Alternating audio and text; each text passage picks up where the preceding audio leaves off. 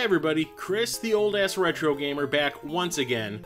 Today I'm going to talk about yet another console that I have recently added to my massive collection. And just like the Nintendo Switch, this is something that I bought a while back and just have been hiding from public view for some reason. I don't know why. I've been not talking about the games in my recent pickup videos and everything because I picked up this console back in February. Are you serious, bro? If you remember in that big 4-part pickup video I did recently, I talked about how I had gotten a big bonus from work and my tax refund and all that. Well, I picked up a handheld console that I was debating picking up for at least the last year and a half, 2 years, because I did own it back in the day. I thought it was fantastic back then. I'm really nostalgic toward it for some reason. Most people think it's a piece of crap. I don't. Being the awesome con man that I was back in my teens, I sweet-talked my grandmother into buying me not only the console, but a bunch of games on top of that as well. She did, because that's what grandmothers do, and I loved every minute of it. I played this console way more than my Game Boy, and then I got my Game Gear, and then this just sort of fell by the wayside, and I ended up just getting rid of it. Back in the day, I did not consider myself a collector. I was a gamer, and I just wanted the newest stuff, and this got old to me, and I got rid of it, and I've regretted it ever since, but luckily it's very easy to collect for. Well, how about I just stop talking about it and just show you what the hell it is? How about that, huh? The Atari Lynx. Now, I know what you're thinking. Atari, after like the 7800, everything they did was garbage. Well, you know what? I beg to differ, because the Atari Lynx is actually quite fantastic. It is a very underrated handheld console. I didn't just like it because I had it. I liked it because it was a very fun console to play. And it had a very cool library of games. It's just nobody gave it the time of day because nobody gave a crap about Atari. You had Nintendo, you had Sega, you had NEC back in the day trying to chip away at some of that goodness, but Atari got Epix to design this console for them, and honestly, I've always thought that they knocked it out of the park. So what is the Atari Lynx? Well, obviously it is a handheld system. This is actually Model 2. Model 1 is this gigantic behemoth that is actually a lot longer than this is. Eventually, the technology was shrunk down into this smaller version, which is a lot easier to carry. Still not something you can fit in your pocket, but that was never my intention. I just wanted to play awesome games on the go, and this fit the bill. So it is actually a very powerful little handheld console. It is actually more powerful than either the Game Boy or the Game Gear. It actually had scaling effects, which is pretty impressive. The only downfall was that this sound chip in here is equivalent to what was in an Atari 2600. The music in the games are usually pretty bad, and the sound effects sound like they do come from a 2600 game in most of the games for this console, which is really sad, but we don't play games for the music, we play them for the gameplay, right people? This came out long before the Game Gear. It is color and backlit, and it actually has a pretty decent resolution, although the light inside is way too powerful than this because everything always comes out looking a little bit washed out. So you're probably wondering why there are these two different sets of buttons here. Are these like 1, 2, 3, and 4? No, actually the cool thing about the Lynx was it was designed to be played left-handed as well. Not that anybody I know ever did that. I am a lefty myself. I never played it like that because I'm so used to playing the standard way a Nintendo NES controller was designed. So you have your D-pad on the left side as well as the 1 and 2 buttons up here, and if you were to be playing it upside down, these would be the buttons that you would use. So your hand does kind of cover the speaker that's right here, but it's not too bad because, like I said, the sound on this thing is not that great. You have your on button, off button, a button here to turn the backlight on and off, an option button up here, an option button down here, and a pause button right here. And you're here to combine either these option buttons with the pause button. You would, one, flip the console over to be able to play it in that left-handed mode, and you would also be able to reset the console, which is pretty cool. On the top here, you have a volume control knob, a brightness control knob, a headphone jack, a jack for the power plug, and what they call a comlinks jack, which is how you connect two Lynxes together. On the back, you also have these two rubberized grips, and here is the slot for the games. So a game which comes on these little cards, really impressive back in the day. It almost reminds me of something that you would see for the TurboGrafx 16.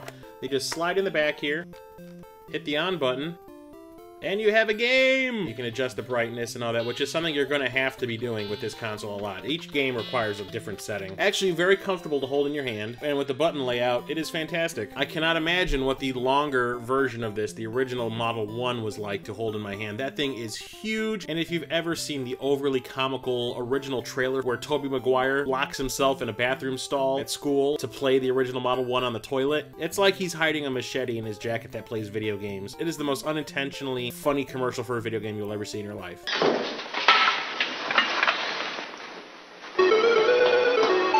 yes! Oh yes, yes! I'm in the team!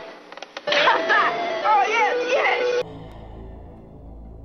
It It does take 6 AA batteries to run, and the batteries last for between 6 to 8 hours, which is actually pretty impressive when compared to something like the Game Gear, which was a battery vampire. For a console that has a color screen and is backlit, that is actually a pretty decent battery life for something that came out in the late 80s. But the one thing the Lynx was known the most for was it had some of the best Atari arcade ports anywhere. So much so that some of the games needed to be played in this vertical mode because the arcade cabinets were designed that way.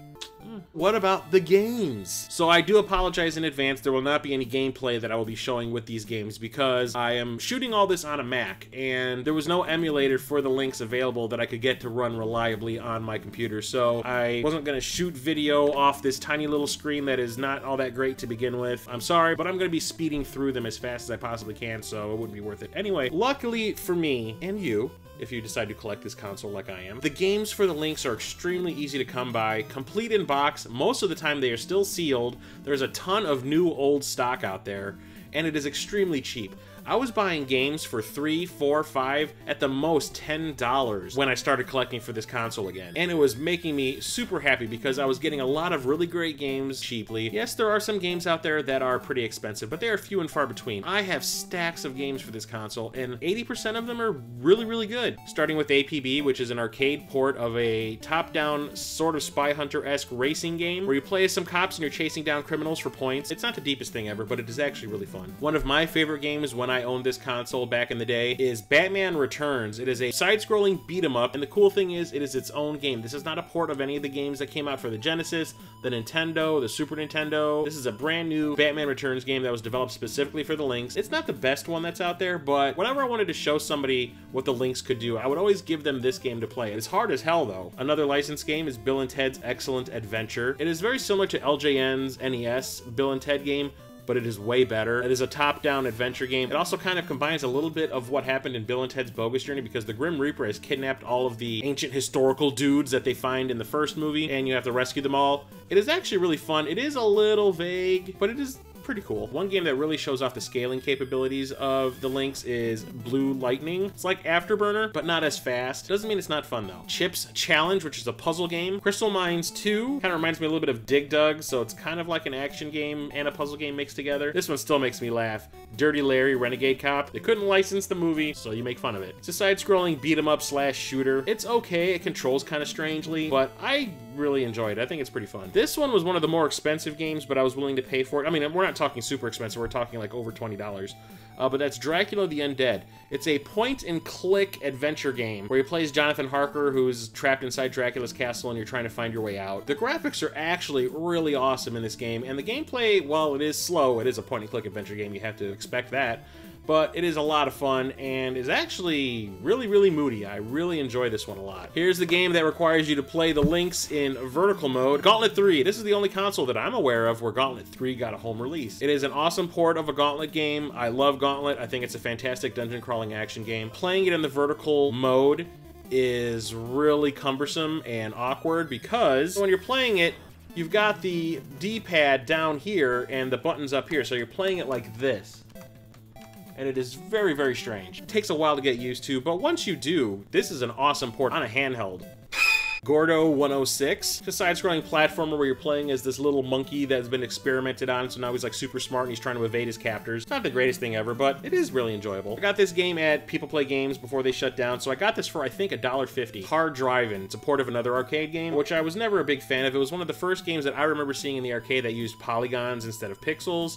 And I remember everyone thinking it was like this big revolutionary thing, and I kept on telling everybody, yeah, sure, the graphics are cool and all, but, you know, it still has to have the gameplay, which it did not have. It really sucked to play. I always hated this game, but like I said, $1.50, who might have passed it up. Hydra, which is sort of like a combination of a racing game and a shooter where you play as a dude in like this awesome little speedboat and you're racing through like these rivers and all that, shooting down bad guys. Really enjoy this one. Gates of Zendikon, which is I think one of the earlier games that was released for the console. That's why it comes in this gigantic box, which I cannot find a box protector for, but that's okay. This is a side-scrolling shmup. It's very basic, it's very slow, it's all right, but as a showcase of what the Lynx could do early on in its life, the graphics are pretty impressive because there's a lot of scaling involved. Ishido, The Way of the Stones, also picked this one up at People Play Games before they shut down, and I think I got this one for maybe $3. It's a puzzle game that reminds me a little bit of Othello, but with colored tiles instead of just black and white ones. It's all right. It's definitely worth $3. This next one I picked up at the Midwest Gaming Classic. So not only was I absolutely thrilled to be finding Lynx games at that convention, but the fact that I found this game, which is usually pretty expensive on eBay, I found it for like $6 or $7, and it was still sealed. Joust, one of my favorite arcade games from my childhood. I absolutely adored Joust. I played it on the Atari 2600 all the time. Absolutely fantastic to have a color version of this on the go. Klax, which was Atari's answer to Tetris, where a bunch of colored tiles are coming down a conveyor belt toward the screen, and you have a platform where they are going to land on. You need to match up colors. As long as you can combine 3 of them, either vertically, horizontally, or diagonally, you'll get the points. They'll disappear off the screen and clears more room for new tiles, and then obviously it's going to speed up the further you go. It's actually a very fun game, and you know what? The shocking thing is, this is probably the best version of this game I've ever played. Kung Fu, which is a side-scrolling beat-em-up where you play as a man made of broccoli. What the fuck? He even has on green Speedos. It's kind of clever in the way it plays with the food theme of it, but outside of that, it's just a generic beat-em-up. It's nothing great. So one thing I haven't mentioned yet was that when I did buy my Lynx, I bought it in a lot. I mean, it was the console, it was a crap ton of games. I think I got like 20 games with it. And it also came with a lot of accessories, which I'll show off at the end. So a lot of these games I normally wouldn't have bought if it didn't come with the console, one of which was Malibu Bikini Volleyball. Yeah. But one game that I absolutely had to pick up when I got my Lynx. It was an actual moral imperative. The reason I wanted to get a Lynx so bad for so long was so I could play this one game, because it is the only place you can get this version of this game on a console. Ninja Gaiden. This is a port of the arcade version of Ninja Gaiden, the beat-em-up version, not the side-scrolling action game. I used to play this in the arcade all the time. I absolutely loved it, and I played this to death when I got it back. It didn't stop there, because the Lynx also got a port of Ninja Gaiden 3: The Ancient Ship of Doom. What? Yes, the NES game got a port to the Lynx. Cinematics and everything. It is almost exactly like the game. Sure, it's a little bit smaller. It had to get a little more compacted to fit on the screen. This is actually a fantastic version of this game. Since Part 3 is the only game that I don't own for the NES, having this is actually kind of a godsend because it was very inexpensive compared to the NES version. Now I have all 3 Ninja Gaiden games, although they're not on the same console. Pinball Jam. It's a bunch of different pinball games from back in the day, one of which features Elvira and her chesticles.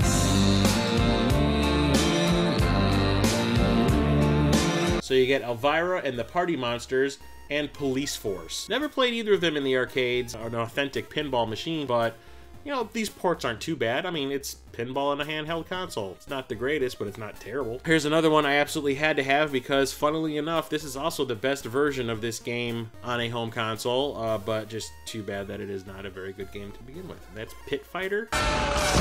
This game I'm not exactly fond of, but it did come with the console when I bought it. It's called Power Factor. Side-scrolling platformer shooter. There's a lot of exploration in this game and a lot of trial and error, and I think it was trying to be Atari's answer to Metroid, and it just did not work. It is very vague. There's really no clues to tell you what you need to do and what you need to look for. It's just...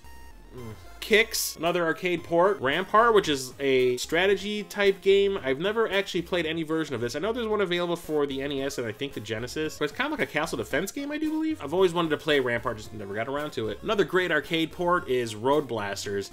If you were to mix Mad Max and Outrun, this is your game. And it also shows off some great scaling effects that only the Lynx could do. Robo Squash. This came with the console when I bought it. Remember that game Glove Ball that came out for the NES? It's just like that. A 3D version of Breakout. It's alright. Another great port of a game that came out on the NES, just kind of like Ninja Gaiden, Rygar. This is a port of the arcade game, if I'm not mistaken, which is similar to what we got on the NES, but a little more arcadey. It's a little more fast-paced. Fantastic side-scrolling sort of beat-em-up action game. I love it. This was one that I absolutely had to have in my collection when I first got the console. I actually got this one not too long ago. It's called Scrapyard Dog. It's a port of a game that came out for the Atari 7800, and it actually looks very much like a 7800 game. They didn't do much to upgrade the graphics or anything, which is not a bad thing. It does have its charms, I guess. It's alright. Had to have this because of who made this game? Shadow of the Beast, which is a Psygnosis joint. Oh yeah! It's another port of that really popular Amiga game that is really hard and vague and kind of, it's not a bad version of this game. I actually like this one more than the Genesis version.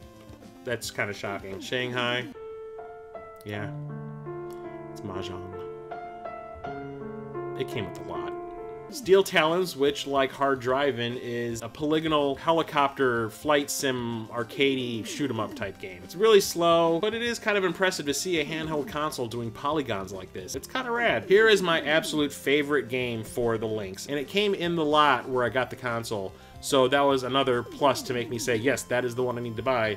Stun Runner. It's a port of an arcade game, which is like a futuristic racing game. You're basically this car, and you're racing through these sewage tubes, I guess, or whatever, and you can drive up the walls, you can do loop-de-loops around them and all that, and there's enemies to shoot down, there's speed boost, lots of great scaling. I mean, this is the best, well, one of the only ports that I know of for this damn game. It plays so much like the arcade. It has all the voice acting and everything in it. It's fantastic. I absolutely love this game. Super Squeak, which is another puzzle game that came with the lot. Switchblade 2, which I do believe is a port of an Amiga game that was developed by Gremlin, which is a really popular British game development company. It's a side-scrolling action game that looks a lot like Strider, almost. I haven't played this one yet. Haven't really had time, but it looks amazing. Heard a lot of good things about it, so I had to pick it up. This was my other favorite game for this console. I used to play this one all the time, and I loved it so much when I found out there was a version of it for the Genesis. You will not believe how fast I ran out to a Funko Land and picked up a copy. Todd's Adventures in Slime World, a side-scrolling platformer exploration adventure game. You're basically this dude that crashes on a planet made of slime, and you have to find parts to your ship in these caverns that are made of slime underground.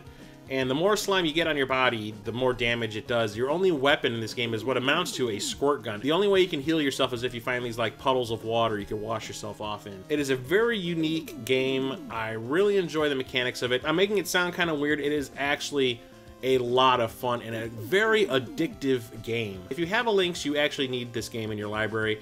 And if you don't have a Lynx and you still want to play it, it's available for the Genesis. It is very cheap. I implore you, go out and pick it up as soon as you can. Toki, which I do believe is also an arcade port. There was a version of this that came out for the NES, I want to say? Maybe the Genesis? I cannot remember. It's a side-scrolling platformer where you play as this dude who's been cursed and turned into a monkey, and he shoots fireballs out of his mouth. Whatever. It's actually really fun. It feels very arcadey, which I really enjoy, and which is why I love my Lynx as much as I do. Tournament Cyberball, which is about as close as I'm ever going to get to buying a football game. Got this at People Play Games for, I think, $1.50. Brand spanking new, unopened. Also got this one at People Play Games, Turbo Sub. You're basically playing as this turbo sub, and you're looking through the periscope. There's a lot of scaling going in and out, and you're just shooting down other ships that are on the surface and underwater. They did a lot of really cool things on this console. This is one of those games that would show off the scaling effects. Viking Child, it is another side-scrolling platformer action game. Another game that really shows off what this console can do. It's called Warbirds. It is like a Red Baron, World War I prop motor plane aerial dogfighting game. There's really no story to it. It's basically just a bunch of skirmishes. You can actually look around the cockpit and look on the sides to see where the planes are. You can look behind you. It is really, really cool the way it's done, and it's a ton of fun. One of the best games for the Lynx. Another awesome arcade port, and I think this is actually better than the arcade for some reason. This game did come with the console when I bought it, and I had more fun playing it now than I did back then. Zybots. It is a third-person action shooter type of game where you're basically going through these mazes trying to destroy these robots that are loose in this compound. But the way the camera works, it kind of reminds me of the way those old school first-person dungeon crawly RPGs used to work on the PC, where it was like one screen at a time. But there's a character in front that you control. He can run back and forth along the screen. It is a ton of fun. I highly recommend this one also. And finally, Zarlor Mercenary, which is a vertically scrolling shoot-'em-up. It's not bad, not bad. I will admit it is actually very fun. I like it about as much as I like the Gates of Zendikon. And that's it for the games. I did get a bunch of accessories with the console when I bought it, which was another reason why I picked it up, because the price was right and what I was getting with it was definitely worth it. A sun visor slash screen guard. This actually does come in handy when you're on the go. It's a battery pack. So you basically load this thing up with 6D batteries, and it would run your Lynx on the go for quite a while, a lot longer than it would run with the 6 AA's on the inside of the console itself. And it even comes with a strap to let you hang this over your shoulder. You have to be a really extreme Lynx fan to want to be doing something like that. It also came with this carrying pouch, which is what I used to use to carry my Lynx around back in the day. And I do store my Lynx in this pouch right now. Carries all the cables that you would need, like the power plug and the Comlinks cable. It also has pouches in the front for you to put a bunch of games in if you want to do that. It even has a little strap that lets you hang this from your belt. Yeah, 80s and 90s, whatever. And I will say, just after I bought this, Metal Jesus released a video talking about the console and the games you need to own for it. And there is a mod you can get to upgrade this screen to a modern day, I do believe it was an LCD screen, that is actually not that expensive. It's just that you kind of have to do it yourself. I am not great with electricity and soldering and all that kind of stuff, so I definitely want to get it for this because, like I said, the screen has not aged very well and it is either too bright or too dark. If anyone knows anyone that is willing to do that for me, let me know. The Lynx. This is a part of my childhood that I was debating whether or not I should add back to my collection. And then when I did bite the bullet and throw down the cash to pick it up, I was so freaking happy that I did so. There was a good portion of about 3 months where I was doing nothing but buying Lynx games, like all the time. If you do plan on collecting for the Lynx, it is well worth it, in my eyes. Like I said, I used to play this all the time back in the day, and now that I am way older than I was back then, I'm still finding the exact same amount of enjoyment out of it that I was getting when I was a kid. If you are interested in picking one up, do it. I recommend it wholeheartedly. You will not be disappointed. Unless you have a vendetta against Atari, then can't help you there. Once again, I am representing my buddy, Captain Algebra. Awesome YouTuber, check him out. Check out his channel. Does a lot of live streaming. The streams are fun as hell. I have got stories from some of those streams you will not believe. They are hysterical. If you want a shirt with the Old Ass Retro Gamer logo on it, you can find the link in the description below. I hope you liked this collection video. Until next time, I am Chris, the Old Ass Retro Gamer, signing off.